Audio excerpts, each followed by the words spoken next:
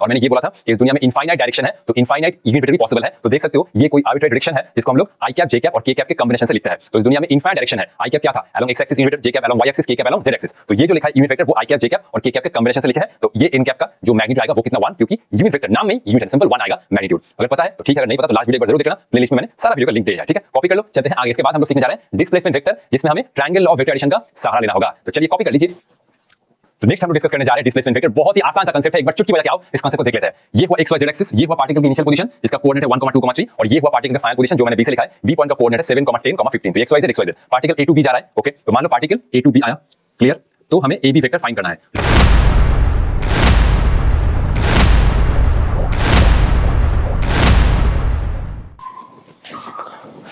Hello students, my name is Devojit Shah and welcome to my YouTube channel Laws of Physics। तो आज के video में हम motion in A plane से video number 5 start करने जा रहे हैं और आज के वीडियो में हम डिस्कस करने जा रहे हैं छोटा सा और एक इंपॉर्टेंट टॉपिक जो है position vector and displacement vector. Last 4 video में हमने डिटेल्स में डिस्कस किया है क्या है triangle law of vector addition, क्या है parallelogram law of vector addition, उसके ऊपर ढेर सारा न्यूमेरिकल और उसके साथ यूनिट वेक्टर का कंसेप्ट। अगर आप लोगों को पता है तो आप लोग ये वीडियो बेझिझक स्टार्ट कर सकते हैं। अगर आप लोगों को थोड़ा सा और जानना है तो आप लोग प्लेलिस्ट में जाके सारा वीडियो चेक कर सकते हैं। आई होप आप लोग मुझे बहुत बहुत सपोर्ट करेंगे और आज के वीडियो हम कंसेप्ट के साथ न्यूमेरिकल्स की भी डिस्कस करेंगे।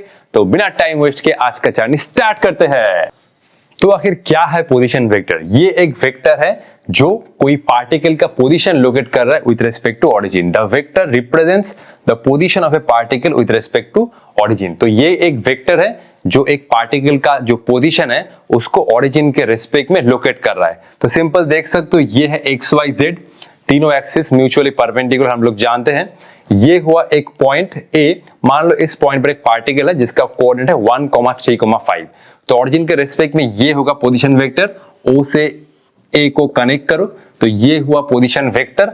अब हम लोग इसको लिखेंगे ये हुआ पोजीशन और ये हुआ वेक्टर, जो हम लोग लिख सकते हैं ऐसे ओ ए वेक्टर इक्वल टू क्या होता है एक्स आई कैप प्लस वाई जे कैप प्लस जेड के कैप। तो सिंपल ये हुआ ये मैं लिख सकता हूं एक्स आई कैप प्लस वाई जे कैप प्लस जेड के कैप। एक्स का कोऑर्डिनेट कितना है 1 और वाई का 3 और जेड का कितना है 5, ये तो तुम लोगों को पता ही है। तो ये हुआ आई कैप प्लस ये हुआ 3 जे कैप प्लस ये हुआ 5 के कैप। नेक्स्ट हम लोग इसी वेक्टर के डायरेक्शन में फाइंड करना चाहते हैं यूनिट वेक्टर। क्या प्रोसीड्यूर है? इस वेक्टर को उसके मैग्नीट्यूड से डिवाइड कर दो। ये तो हमने लास्ट वीडियो में सीखा है, बहुत सारा न्यूमेरिकल भी डिस्कस किया है। तो सिंपल अगर मैं ये फाइंड करना चाहता हूं इस वेक्टर का मैग्नीट्यूड, ये क्या होगा? जस्ट आई जे के का जो कोफिशिएंट है उसका स्क्वायर करके ऐड कर दो। तो आई कैप का कितना है कोफिशिएंट 1, तो ये हुआ 1 होल स्क्वायर प्लस जे कैप का ये हुआ 3 होल स्क्वायर प्लस के कैप का ये हुआ 5 होल स्क्वायर। तो ये हुआ 1 प्लस ये हुआ 9 और प्लस ये हुआ 25। ये कितना हो रहा है? ये हो रहा है 10 प्लस 25, तो ये हुआ अंडर रूट 35। बोलो तो इस वेक्टर का मैग्नीट्यूड मतलब क्या? ये मैंने बोला था कि हर एक वेक्टर का जो लेंथ होता है वो लेंथ उस करस्पॉन्डिंग क्वांटिटी का जो मैग्नीट्यूड है उसको रिप्रेजेंट कर रहा है। तो ये हुआ पोजीशन वेक्टर, इसका कुछ लेंथ आ रहा है तो ये क्या रिप्रेजेंट कर रहा है? ये रिप्रेजेंट कर रहा है ये वाला पार्टिकल ऑरिजिन से रूट 35 यूनिट डिस्टेंस पर है। एरो का लेंथ क्या बताता है? एरो का लेंथ ये बताता है कि वो वेक्टर जिस क्वांटिटी को रिप्रेजेंट कर रहा है उस क्वांटिटी का मैग्नीट्यूड। तो ये हुआ ओ ए वेक्टर का मैग्नीट्यूड और ये बता रहा है कि ये वाला पार्टिकल ऑरिजिन से रूट 35 यूनिट पर डिस्टेंस पर है। क्लियर? तो अभी हमें इस वेक्टर के डायरेक्शन में फाइंड करना है यूनिट वेक्टर। तो इसका क्या प्रोसीड्यूर है भाई? ये हुआ यूनिट वेक्टर और ये हुआ अलोंग ओ ए। तो ये हुआ एन कैप इक्वल टू ये हुआ ओ ए वेक्टर डिवाइड बाई ओ ए। उस वेक्टर को उसके मैग्नीट्यूड से डिवाइड कर दो। कितना? आई कैप प्लस 3 जे कैप प्लस 5 के कैप। ये हुआ I cap plus 3 J cap plus 5 के कैप और ये हुआ अंडर रूट कितना? रूट 35। तो ये हुआ अंडर रूट 35। तो ये हुआ पोजीशन वेक्टर, इसका मैग्नीट्यूड हुआ ये, और इसी वेक्टर के डायरेक्शन में ये हुआ करस्पॉन्डिंग यूनिट वेक्टर, और इसका क्या आता है मैग्नीट्यूड, सिंपल 1। और मैंने ये बोला था कि इस दुनिया में इनफाइनाइट डायरेक्शन है, तो इनफाइनाइट यूनिट वेक्टर भी पॉसिबल है। तो देख सकते हो ये कोई आर्बिट्रेरी डायरेक्शन है जिसको हम लोग आई कैप, जे कैप और के कैप के कॉम्बिनेशन से लिखते हैं।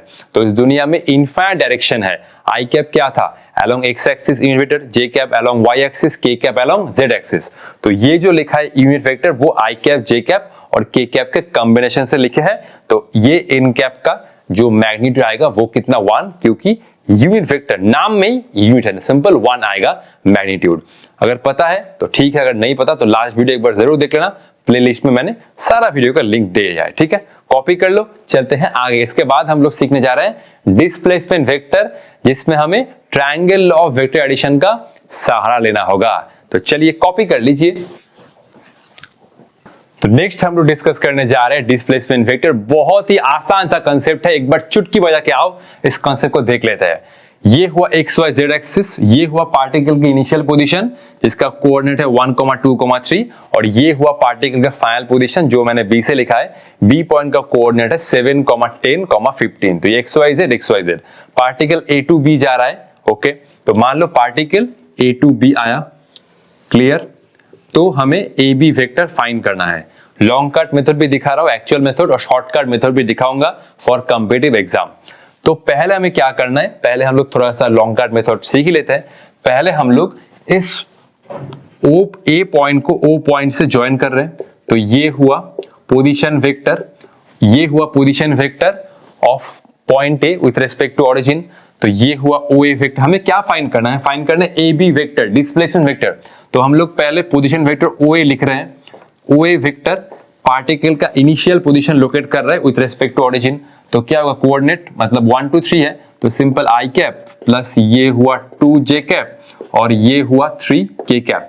नेक्स्ट हम लोग ऑरिजिन से एक वेक्टर बना रहे हैं जो बी पॉइंट को जोड़ रहा है। तो ये हुआ पार्टिकल का फाइनल पोजीशन वेक्टर, ये हुआ इनिशियल पोजीशन वेक्टर, ये हुआ फाइनल पोजीशन वेक्टर ओबी। ओबी कितना है, ओबी है ये हुआ 7 I cap plus 10 J cap और ये हुआ 15 के कैप।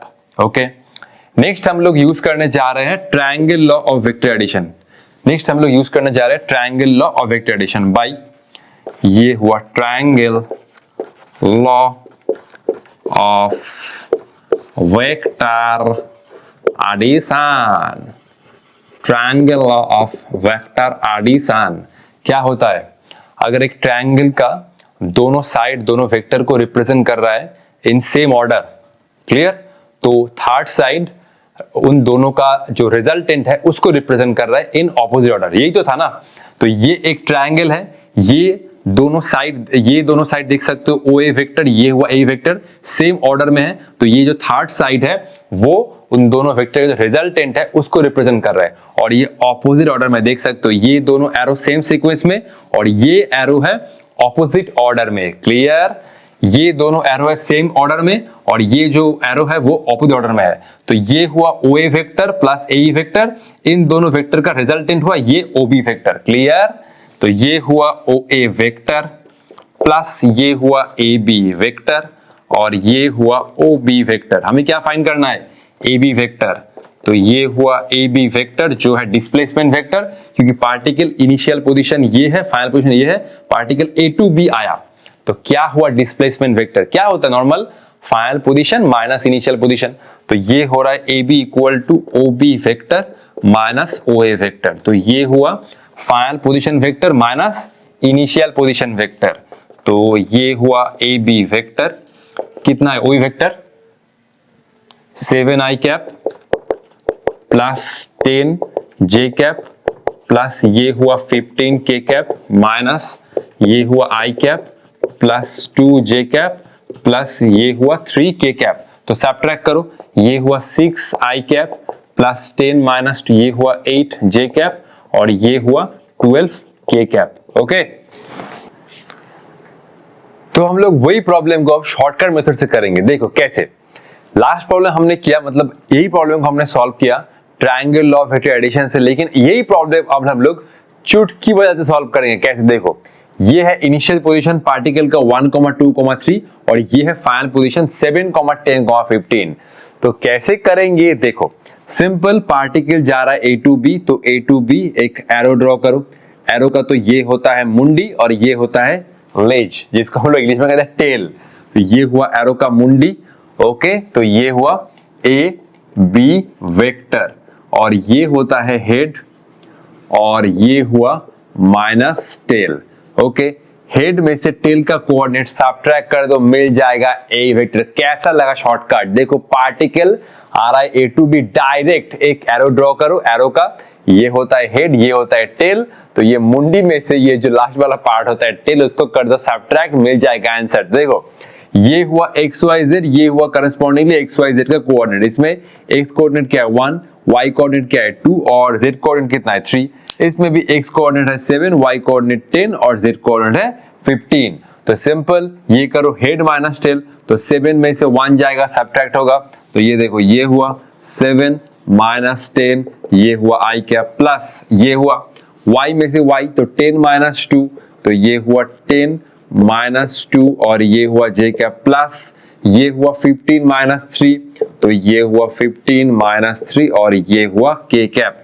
तो 7 माइनस 1 6 i कैप प्लस ये हुआ 8 j कैप और ये हुआ 12 k कैप। तो ये हुआ आंसर जो हमने चुटकी बजाते बजाते सॉल्व कर लिया। सिंपल, हेड में से टेल का कोऑर्डिनेट सब्ट्रैक्ट करो, will get the answer. Copy कर लो। अब हम लोग स्टार्ट कर रहे हैं न्यूमेरिकल, ओके। तो 1 2 3 4 5। तो ये हुआ पैरा न्यूमेरिकल जो तुम लोग चुटकी बजा के या पलक झपकाते ही सॉल्व कर सकते हो।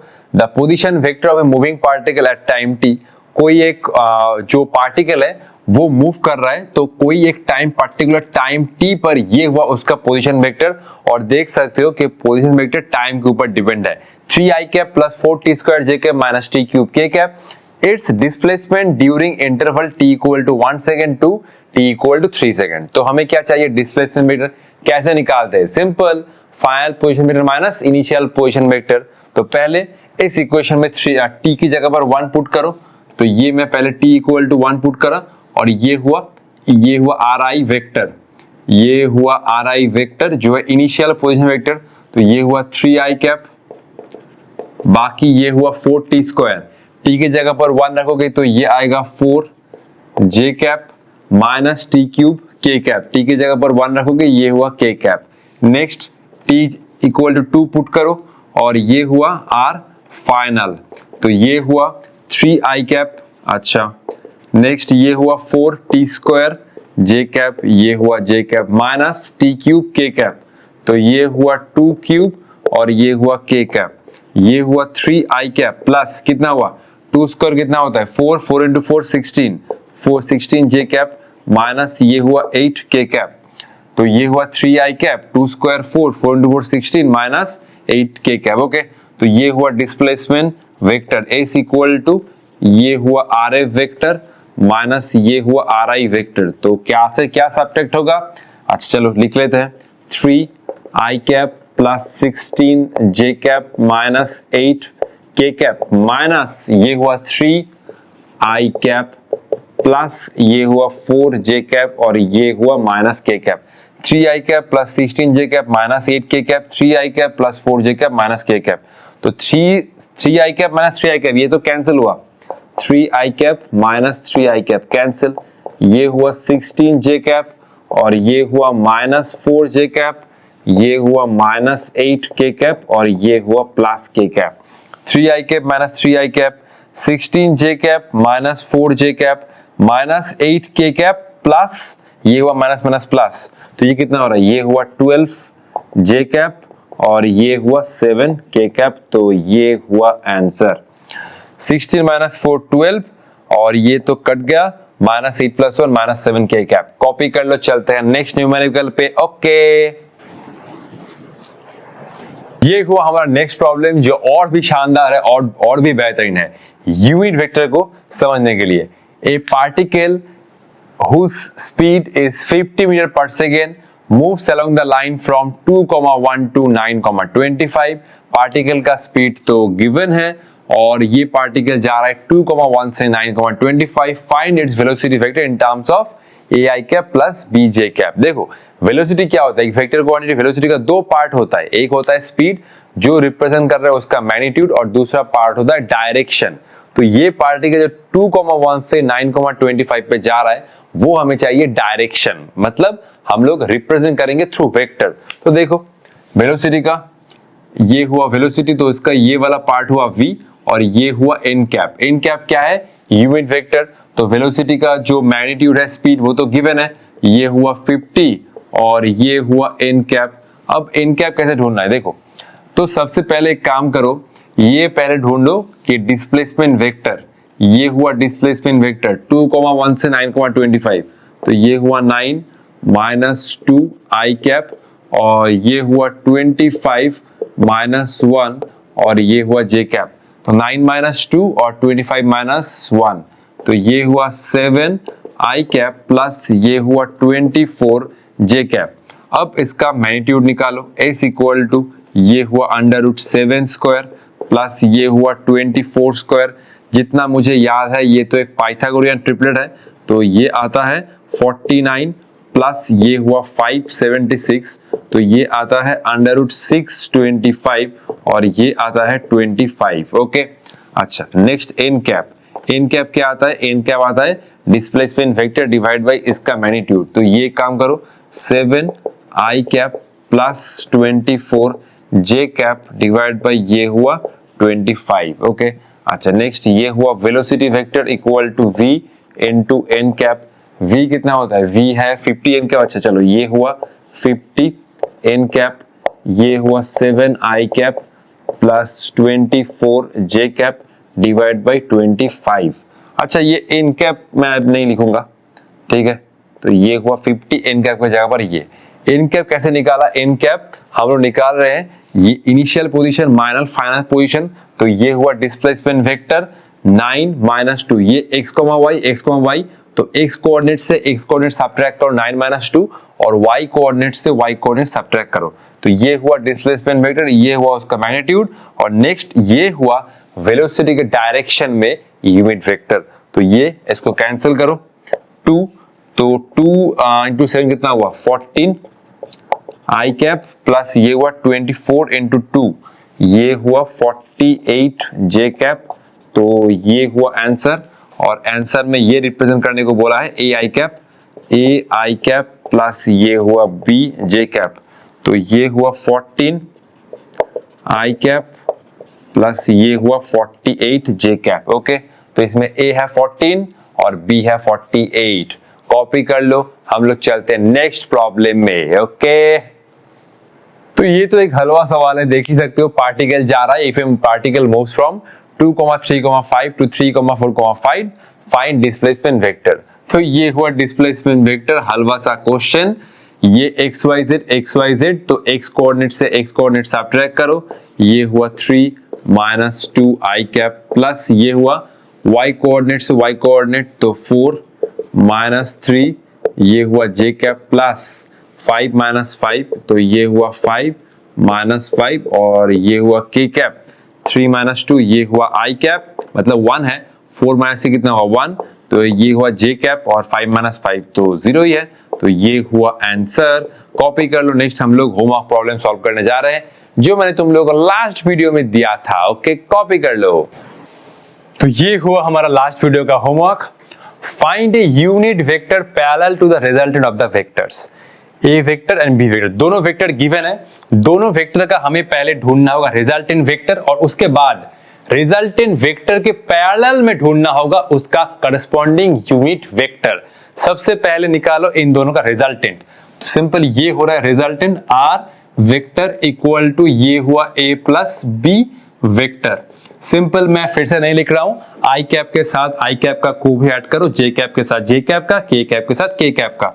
तो 2 प्लस 4 ये हो रहा है 6 आई कैप, उसके बाद माइनस 6 प्लस 3, तो ये हुआ माइनस 3 जे कैप, उसके बाद माइनस 3 माइनस 1 ये हुआ माइनस 4 के कैप। तो 2 plus 4 6, minus 6 plus 3 minus 3, minus 3 minus 1 minus 4 के कैप। नेक्स्ट ये मैं ढूंढ रहा हूं रिजल्टेंट वेक्टर का मैग्नीट्यूड। क्या ढूंढना था, दोनों वेक्टर का जो रिजल्टेंट है, रिजल्टेंट वेक्टर के पैरेलल में निकालो एक यूनिट वेक्टर। तो ये मान लो है रिजल्टेंट, इसी वेक्टर के पैरेलल में हमें ढूंढना होगा यूनिट वेक्टर। तो ये था रिजल्टेंट। अब रिजल्टेंट वेक्टर के पैरेलल में मान लो ये है यूनिट वेक्टर। यूनिट वेक्टर का काम क्या है? उस वेक्टर को दिशा दिखाना, डायरेक्शन शो करना। तो सिंपल, अगर हम लोग रिजल्टेंट वेक्टर को उसके मैग्नीट्यूड से डिवाइड कर रहे हैं, देन हम लोग को मिल जाएगा उसी वेक्टर के डायरेक्शन में एक यूनिट वेक्टर जिसका मैग्नीट्यूड है 1। तो ये हुआ 6 होल स्क्वायर प्लस ये हुआ -3 होल स्क्वायर और ये हुआ -4 होल स्क्वायर। हमेशा बीच में प्लस ही होगा। ये माइनस को तुम स्क्वायर कर रहे हो तो माइनस का स्क्वायर करने से ऑटोमेटिकली प्लस आ ही जाएगा, बीच में माइनस मत करना। ओके, तो ये हुआ कितना 36 प्लस ये हुआ 9 और ये हुआ 16। तो ये हुआ 36 प्लस ये हुआ 25, ये कितना आ रहा है? ये 651 और ये 61। तो ये हुआ रिजल्टेंट वेक्टर के पैरेलल में unit vector r vector by r। ये कितना हो रहा है 6i cap -3j cap -4k cap divided by √61। ये हुआ आंसर। तो ये था हमारा लास्ट वीडियो का होमवर्क डिस्कशन। तो ठीक है, आज के लिए इतना ही। मिलते हैं नेक्स्ट वीडियो में। नेक्स्ट वीडियो में हम लोग स्टार्ट करने जा रहे हैं वेक्टर रिजोल्यूशन, जो बहुत ही एक इंपॉर्टेंट कंसेप्ट है। तब तक पढ़ाई करते रहो। All the best.